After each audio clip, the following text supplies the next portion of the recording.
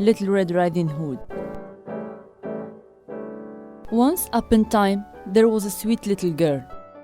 Everyone who saw her liked her, but most of all, her grandmother, who did not know what to give the child next. Once she gave her little riding hood made of red velvet. Because it suited her so well and she wanted to wear it all the time, she came to be known as Little Red Riding Hood. One day her mother said to her, "Come, Little Red Riding Hood, here is a piece of cake and a bottle of wine. Take them to your grandmother, she is sick and weak, and they will do her well." The mother, of course, advised her daughter, saying, "Mind your manners and give her my greetings. Behave yourself on the way, and do not leave the path, or you might fall down and break the glass. And then there will be nothing for your sick grandmother." So Little Red Riding Hood promised to obey her mother and went.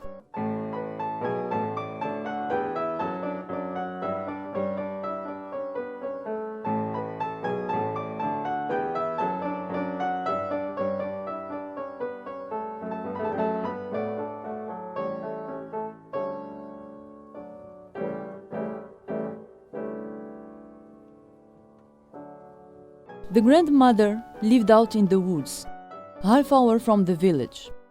When Little Red Riding Hood entered the woods, a wolf came up to her. She did not know what a wicked animal he was, and was not afraid of him.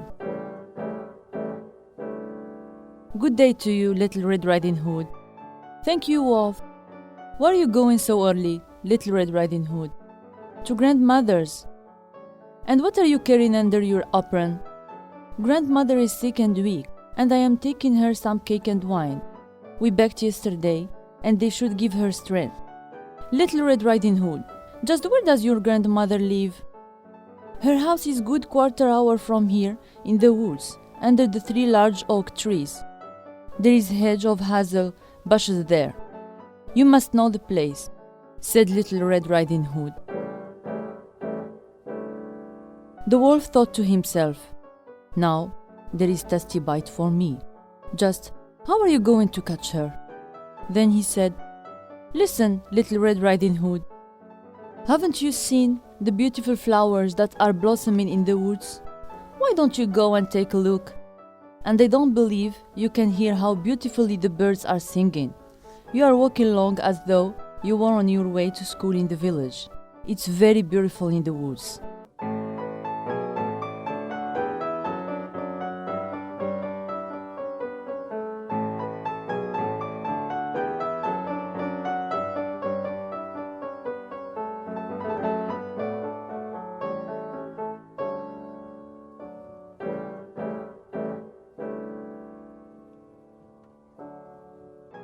Little Red Riding Hood opened her eyes and saw the sunlight breaking through the trees, and how the ground was covered with beautiful flowers.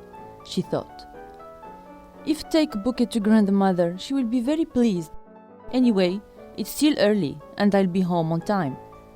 And she ran off into the woods looking for flowers. Each time she picked one, she thought that she could see an even more beautiful one little way off, and she ran after it, going further and further into the woods.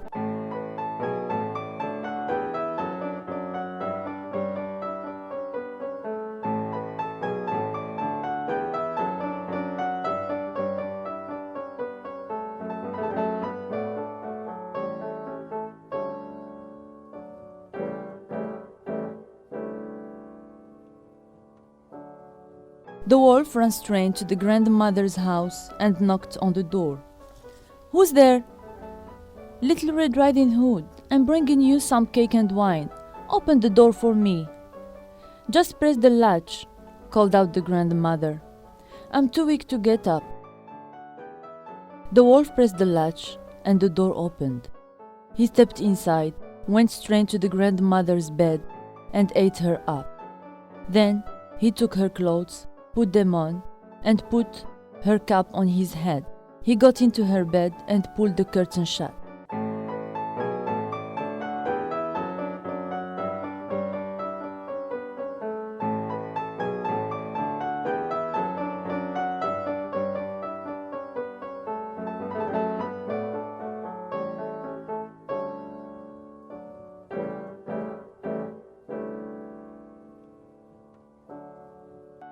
Little Red Riding Hood had run after flowers and did not continue on her way to grandmother's until she had gathered all that she could carry.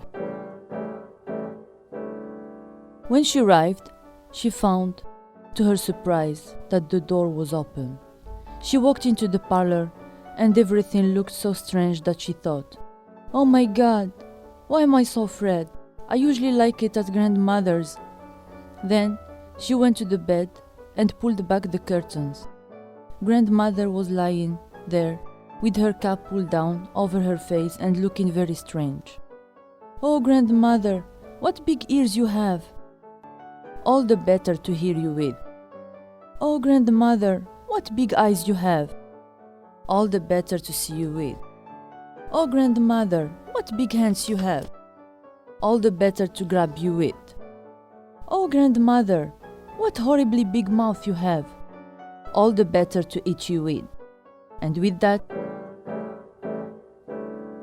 he jumped out of bed, jumped on top of poor little Redcap, and ate her up. As soon as the wolf had finished this tasty bite, he climbed back into bed, fell asleep, and began to snore very loudly.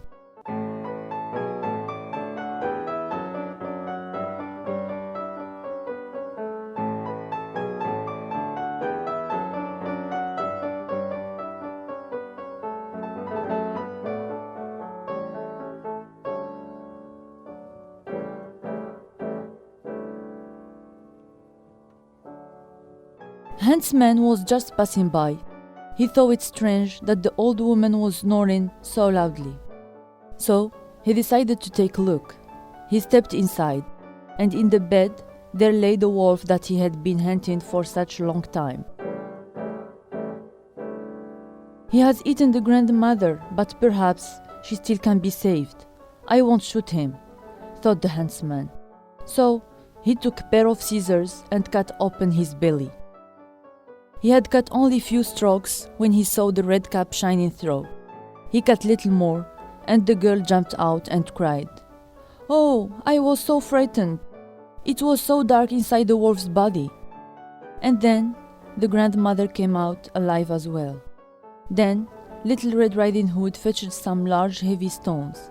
They filled the wolf's body with them, and when he woke up and tried to run away, the stones were so heavy that he fell down dead. The three of them were happy. The huntsman took the wolf's pelt.